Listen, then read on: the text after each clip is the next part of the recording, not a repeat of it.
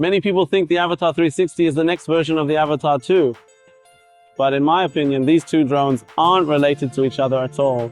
Actually, I still believe that if you're a fan of the DJI brand and you want to have an FPV drone, without a doubt, the Avata 2 FPV is exactly the drone you should have. Why? Because it gives you the feeling of flight and manual control. But here, the game changes. Why? The Avata 360 came to show you that instead of having flight stress, you can focus more on creating new angles for new images. In fact, to put it simply, this drone creates a sense of adrenaline and excitement in you. And this drone gives you a sense of creativity and a sort of directorial feel. If I were to give my opinion as someone who has been doing FPV filming for 7 years now, I think that each one of these drones really does have its own unique place and specific purpose for being used in different situations. As someone who is most often traveling from place to place and filming while constantly on the move, I personally feel that if someone is looking for a drone that is especially suited for travel and exploration, then it is definitely better, in my opinion, to choose accordingly. To get the Avata 360. Why? Because with this drone, you can use it in 360 degrees and you can create entirely new images, or alternatively, you have the option to use it with just a single lens functioning as an FPV drone.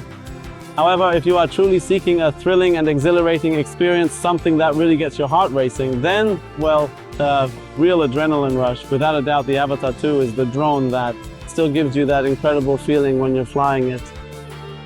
The features in the Avata 360 drone start with its camera sensor, which is a high-quality 1-inch sensor that gives you 8K output all the way to the drone's own sensors that allow you to have obstacle sensing, and it supports the drone from all sides, which really helps you fly at night more easily and with more confidence in enclosed spaces. But if I'm being honest, as someone who's used custom FPVs, the Avata 2 in acro mode gives me that exact same feeling of flying.